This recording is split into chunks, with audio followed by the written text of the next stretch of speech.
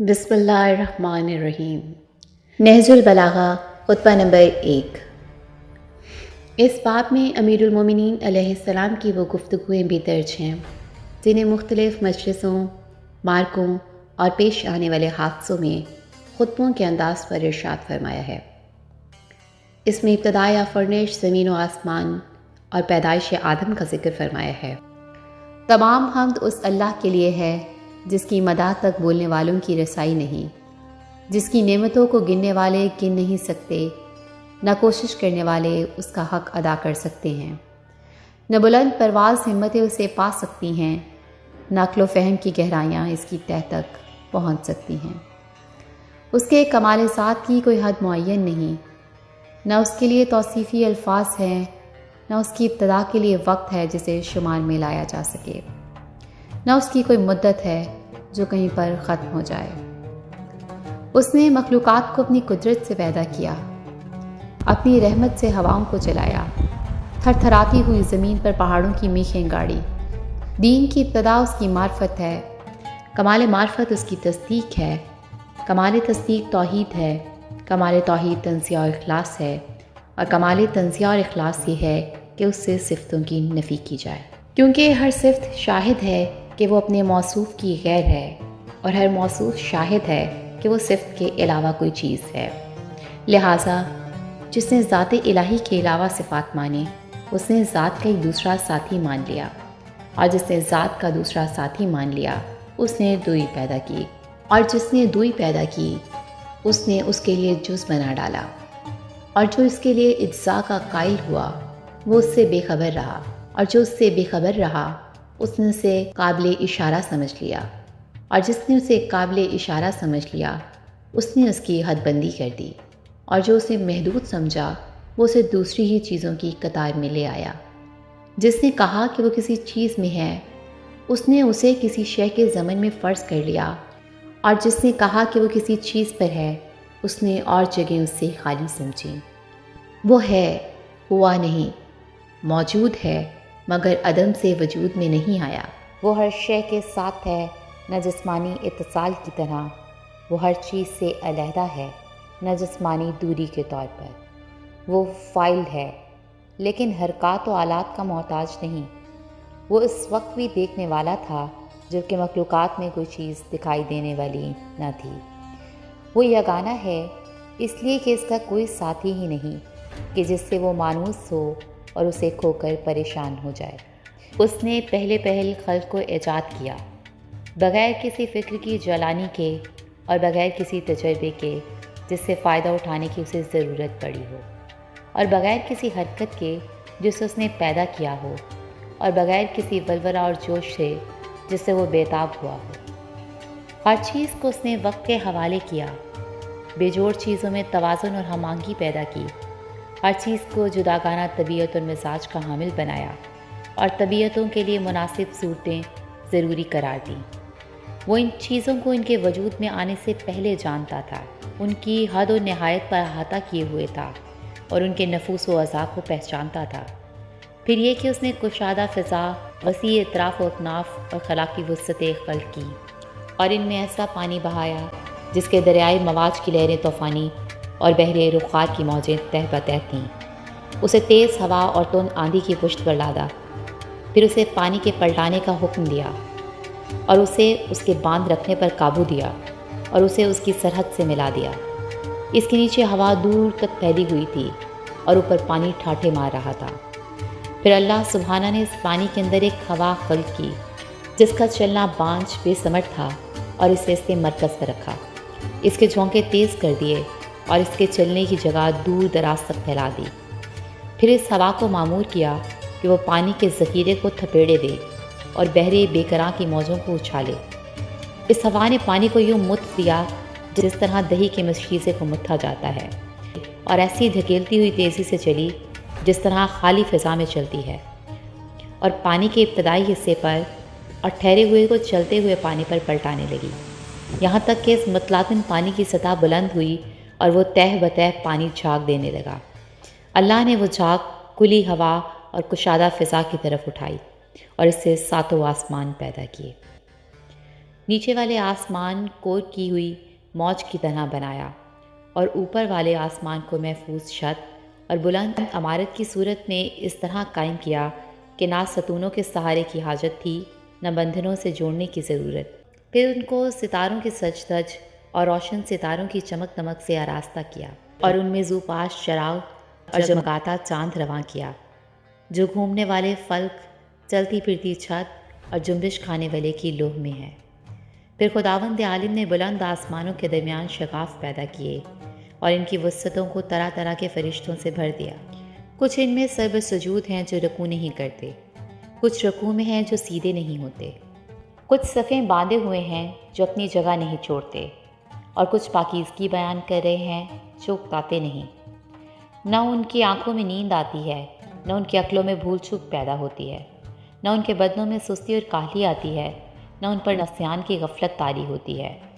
ان میں تو کچھ وحی الہی کے امین، اس کے رسولوں کی طرف پیغام رسانی کے لیے زبان حق اور اس کے قطعی فیصلوں اور فرمانوں کو لے کر آنے جانے والے ہیں، کچھ اس کے بندوں کے نگہبان اور جنت کے دروازوں کے پاسبان ہیں، کچھ وہ ہیں جن کے قدم زمین کی تہہ میں جمے ہوئے ہیں اور ان کے پہلو اعتراف عالم سے بھی آگے بڑھ گئے ہیں۔ ان کے شان عرش کے پایوں سے میل کھاتے ہیں، عرش کے سامنے ان کی آنکھیں جھکی ہوئی ہیں اور اس کے نیچے اوپر پروں میں لپٹے ہوئے ہیں، اور ان میں اور دوسری مخلوق میں عزت کے حجاب اور قدرت کے سراپردے حائل ہیں۔ وہ شکل و صورت کے ساتھ اپنے رب کے تصور کو آخری تصور نہیں کرتے، نہ اسے محل و مکان میں گھرا ہوا سمجھتے ہیں، نہ اشباہ و نظائر سے اس کی طرف اشارہ کرتے ہیں۔ آدم علیہ السلام کی تخلیق کے بارے میں فرمایا۔ پھر اللہ نے سخت و نرم اور شیریں اور شورآزار زمین سے مٹی جمع کی، اسے پانی سے اتنا بھگویا کہ وہ صاف ہو کر نتھر گئی، اور تری سے اتنا گوندھا کہ اس میں لس پیدا ہو گیا۔ اس نے اسے ایک ایسی صورت بنائی جس میں موڑ ہیں اور جوڑ و اعضاء ہیں اور مختلف حصے۔ اسے یہاں تک سکھایا کہ وہ خود تھم سکی، اور اتنا سخت کیا کہ وہ کھٹکھٹانے لگی۔ اس میں روح پھونکی تو وہ ایسے انسان کی صورت میں کھڑی ہو گئی جو قواعد ذہنی کو حرکت دینے والا، فکری حرکات سے تصرف کرنے والا، اعضاء و جوارح سے خدمت لینے والا اور ہاتھ پیروں کو چلانے والا ہے، اور ایسی شناخت کا مالک ہے جس سے حق و باطل میں تمیز کرتا ہے اور مختلف مزوں، بوؤں، رنگوں اور جنسوں میں فرق کرتا ہے۔ خود رنگا رنگ کی مٹی اور ملتی جلتی ہوئی موافق چیزوں اور مخالف ضدوں اور متضاد خطوں سے اس کا خمیر ہوا ہے، یعنی گرمی، سردی، تری، خشکی کا پیکر ہے۔ پھر اللہ نے فرشتوں سے چاہا کہ وہ اس کی سونپی ہوئی ودیعت ادا کریں اور اس کے پیمانے وصیت کو پورا کریں جو سجدہ آدم کے حکم کو تسلیم کرنے اور اس کی بزرگی کے سامنے تواضع اور فروتنی کے لیے تھا۔ اس لیے اللہ تعالیٰ نے کہا کہ آدم کو سجدہ کرو۔ ابلیس کے سوا سب نے سجدہ کیا، اسے عصیبت نے گھیر لیا، بدبختی اس پر چھا گئی۔ آگ سے پیدا ہونے کی وجہ سے بزرگ اور برتر سمجھا اور کھٹکھٹاتی ہوئی مٹی کی مخلوق کو ذلیل جانا۔ اللہ نے اسے مہلت دی تاکہ وہ پورے طور پہ غضب کا مستحق بن جائے اور بنی آدم کی آزمائش پایہ تکمیل تک پہنچے اور وعدہ پورا ہو جائے۔ چنانچہ اللہ نے اس سے کہا کہ تجھے وقت معین کے دن تک کی مہلت ہے۔ پھر اللہ نے آدم کو ایسے گھر میں ٹھہرایا جہاں ان کی زندگی کو خوشگوار رکھا۔ انہیں شیطان اور اس کی عداوت سے بھی ہوشیار کر دیا، لیکن ان کے دشمن نے ان کو جنت میں ٹھہرنے اور نیکوکاروں میں مل جل کر رہنے پر حسد کیا اور آخرکار انہیں فریب دے دیا۔ آدم نے یقین کو شک اور ارادے کے استحکام کو کمزوری کے ہاتھوں بیچ ڈالا، مسرت کو خوف سے بدل لیا اور خود فریبی کی وجہ سے ندامت اٹھائی۔ پھر اللہ نے آدم کی توبہ کی گنجائش رکھی، انہیں رحمت کے کلمے سکھائے، جنت میں دوبارہ پہنچانے کا ان سے وعدہ کیا اور انہیں دار اطلاع و محل افزائش نسل میں اتار دیا۔ اللہ سبحانہ نے ان کی اولاد سے انبیاء چنے، وہی پر ان سے عہد و پیمان لیا، تبلیغ رسالت کا انہیں امین بنایا، جبکہ اکثر لوگوں نے اللہ کا عہد بدل دیا تھا۔ چنانچہ وہ اس کے حق سے بے خبر ہو گئے اور اوروں کا اس کا شریک بنا ڈالا۔ شیاطین نے اس کی معرفت سے انہیں روگرداں اور اس کی عبادت سے الگ کر دیا۔ اللہ نے ان میں اپنے رسول مابعوث کیے اور لگاتار انبیاء بھیجے تاکہ ان سے فطرت کے عہد و پیمان پورے کرائیں، اس کی بھولی ہوئی نعمتیں یاد دلائیں اور انہیں قدرت کی نشانیاں دکھائیں۔ یہ سروں پہ بلند و بام آسماں ان کے نیچے بچھا ہوا فرش زمین، زندہ رکھنے والا سامان معیشت، فنا کرنے والی اجلیں، بوڑھا کر دینے والی بیماریاں اور پے در پے آنے والے حادثے۔ اللہ سبحانہ نے اپنی مخلوق کو بغیر کسی فرستادہ پیغمبر یا آسمانی کتاب یا دلیل قطعی یا طریق روشن کے کبھی یوں ہی نہیں چھوڑا۔ ایسے رسول جنہیں تعداد کی کمی اور جھٹلانے والوں کی کثرت درماندہ و عاجز نہیں کرتی تھی۔ ان میں کوئی سابق تھا جس نے بعد میں آنے والے کا نام و نشان بتایا، کوئی بعد میں آیا جسے پہلے پہنچوا چکا تھا۔ اس طرح مدتیں گزر گئیں، زمانے بیت گئے، باپ داداؤں کی جگہ پر ان کی اولادیں بس گئیں، یہاں تک کہ اللہ سبحانہ نے افائے عہد اہتمام نبوت کے لیے محمد صلی اللہ علیہ وآلہ وسلم کو مبعوث کیا، جن کے متعلق نبیوں سے عہد و پیمان لیا جا چکا تھا، جن کے علامات ظہور مشہور محل و ولادت مبارک مسعود تھا۔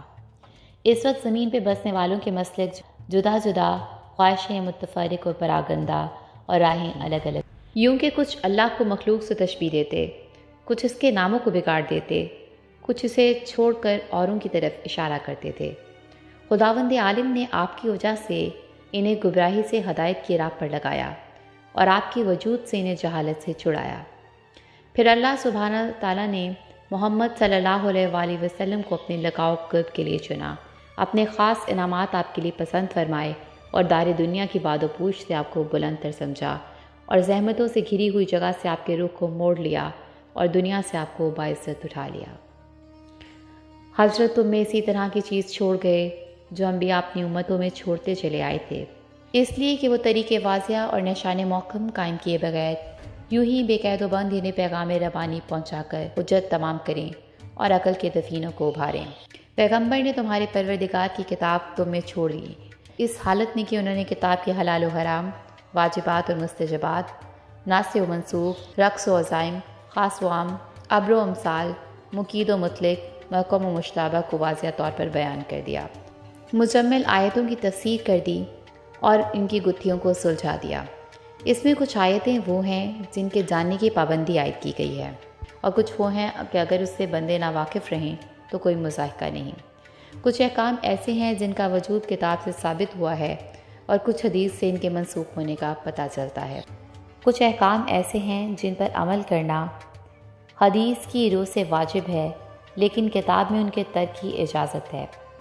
اس کتاب میں بعض واجبات ایسے ہیں جن کا جواب وقت سے وابستہ ہے اور زمانہ آئندہ میں ان کا وجوب برطرف ہو جاتا ہے۔ قرآن کے محرمات میں بھی تفریق ہے، کچھ کبیرہ ہیں جن کے لیے آتش جہنم کی دھمکیاں ہیں، اور کچھ صغیرہ ہیں جن کی مغفرت کی توقعات پیدا کیے ہیں۔ کچھ اعمال ایسے ہیں جن کا تھوڑا سا حصہ بھی قبول ہے اور زیادہ سے زیادہ اضافہ کی گنجائش رکھی ہے۔ اس خطبہ میں حج کے سلسلے میں فرمایا، اللہ نے اپنے گھر کا حج تم پر واجب کیا ہے، جسے لوگوں کا قبلہ بنایا ہے، جہاں لوگ اس طرح کھنچ کر آتے ہیں جس طرح پیاسے حیوان پانی کی طرف، اور اس وارفردگی سے بڑھتے ہیں جس طرح کبوتر اپنے آشیانوں کی جانب۔ اللہ جل شانہ نے اس کو اپنی عظمت کے سامنے ان کی فروتنی اور عاجزی اور اپنی عزت کے اعتراف کا نشانہ بنایا ہے۔ اس سے اپنی مخلوق میں سے سننے والے لوگ چن لیے جنہوں نے اس کی آواز پر لبیک کہی اور اس کے کلام کی تصدیق کی اور انبیاء کی جگہوں پر ٹھہرے۔ عرش پر طواف کرنے والے فرشتوں سے شباہت اختیار کی اور اپنی عبادتی تجارت گاہ میں منفردوں کو سمیٹتے ہیں اور اس کی وعدہ گاہ مغفرت کی طرف بڑھتے ہیں۔ اللہ سبحانہ نے اس گھر کو اسلام کا نشان پناہ چاہنے والوں کے لیے حرم بنایا ہے، اس کا حج فرض اور ادائیگی حج کو واجب کیا ہے اور اس کی طرف راہ نوردگی فرض کر دی ہے۔ چنانچہ اللہ نے قرآن میں ارشاد فرمایا کہ اللہ کا واجب الادا حق لوگوں پر یہ ہے کہ وہ خانہ کعبہ کا حج کریں جنہیں یہاں تک پہنچنے کی استطاعت ہو، اور جس نے کفر کیا تو جان لے کہ اللہ ہر چیز سے بے نیاز ہے۔